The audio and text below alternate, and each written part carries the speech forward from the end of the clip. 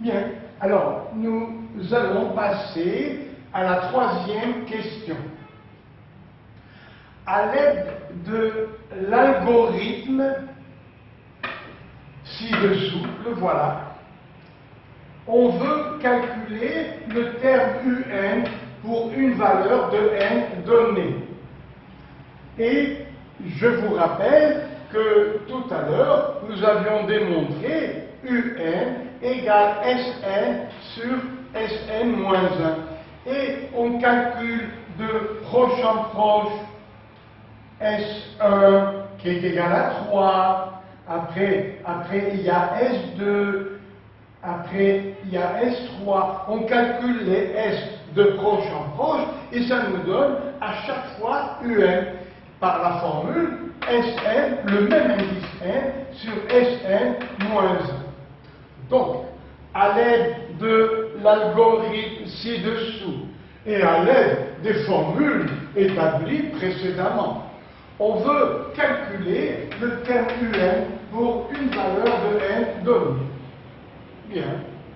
Premièrement, recopier et compléter la partie traitement de l'algorithme. Ça veut dire, on nous demande de recopier tout simplement ici les deux formules que nous avons trouvées. Simplement, on les recopie sans mettre les indices. Tout le monde sait que dans un algorithme, c'est un calcul qui se fait de proche en proche. Ça, c'est pour la théorie, voyez, et pour l'algorithme, on ne le met pas, comme ici par exemple, on écrit dans l'algorithme, S prend la valeur Sn plus 1, voilà, et U prend la valeur S sur S-1, U prend la valeur, sans mettre les indices, S sur S-1, et S prend la valeur S plus U, c'est tout ce qu'on écrit. Ça veut dire, de proche en proche, à chaque nouvelle valeur de S, on calcule la suivante en prenant l'ancienne valeur plus U. Voilà, c'est comme ça que l'on raisonne dans les algorithmes. Et je recommence. À l'aide de l'algorithme ci-dessous, on veut calculer le terme UN pour une valeur de n donnée. Recopier et compléter la partie traitement de l'algorithme ci-dessous. Alors, saisir n, ça veut dire vous considérez un nombre entier n. Saisir u, eh bien, on va vous demander de calculer pour chaque valeur de n la valeur de u. Saisir veut dire calculer finalement. Normalement, il y a aussi un paragraphe appelé initialisation. Ça veut dire les premières valeurs. La première valeur de n, c'est 0, puisqu'il y a U0. Initialisation.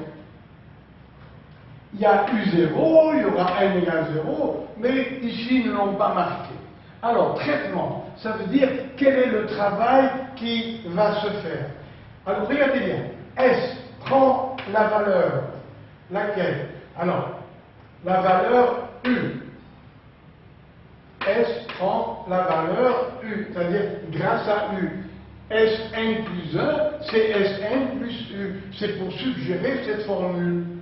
Maintenant, au lieu de dire que n varie de 1 à n, ça ne se fait pas, puisque n varie à l'intérieur entre 1 et n. Alors, on prend ou bien I, ou bien K. On peut dire pour K,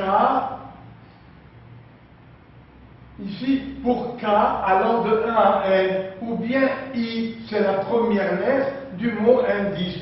Alors, je répète, on veut que le nombre entier commence à 1 et finisse à une valeur n. Alors, 1, 2, 3, etc. Par exemple, jusqu'à n. Eh bien, on ne peut pas ici mettre n, puisque n est déjà là. Alors, on se sert d'une autre lettre, I ou K ou n'importe quoi. Alors, U prend quelle valeur? Eh bien, la voilà. U prend la valeur S sur S moins 1. Et S prend quelle valeur? Eh bien, S prend la valeur S plus U. S prend la valeur S plus U. Ça veut dire quoi dans ce langage des algorithmes? Que S va changer et à chaque fois, on calculera la valeur précédente à laquelle on ajoute ce qu'il faut. Et après, eh bien, afficher n, ça veut dire afficher à quel nombre un on s'arrête ou à quel nombre Sn. Afficher n, ça veut dire donner la dernière valeur de un et la dernière valeur de Sn sur un tableau. Bien. Alors maintenant, l'ordinateur a fait ce travail depuis n égale 0 jusqu'à 40 et voilà quelques valeurs de un. Alors U0 c'est 3, U5 1,140, U10 le voilà, U20, U30, U40 et vous remarquez que ces nombres décroissent peu à peu, diminuent peu à peu, et que la conjecture, c'est de dire, je pense que, eh bien, quelle conjecture peut-on faire sur la convergence de la suite UN? Eh bien, d'après ce tableau, puisqu'on a été jusqu'à 40, c'est énorme, eh bien, on peut dire que la valeur de UN, pour les grandes valeurs de n, vont tendre vers le nombre 1. On pourrait conjecturer et dire, je pense que cette suite est convergente jusqu'à la limite 1. Bien, alors, quatrième question. Justifier que pour tout entier n, Sn est plus grand que n. Voilà. En déduire la limite de la suite un. D'accord. Alors, pour l'algorithme, nous avons déjà parlé, nous avons résolu. Mais je répète, traitement. S prend la valeur U pour I allant de 1 à n. Après, U prend la valeur S sur S-1, mais tout ça de proche en proche. Et S, n plus 1 égale Sn plus Un, ça devient S égale S plus U. Et à la sortie, eh bien, on donne Un comme ici. Vous voyez, on peut donner Un, on peut donner Sn. Bien. Alors, maintenant, donc, nous allons passer à la quatrième question.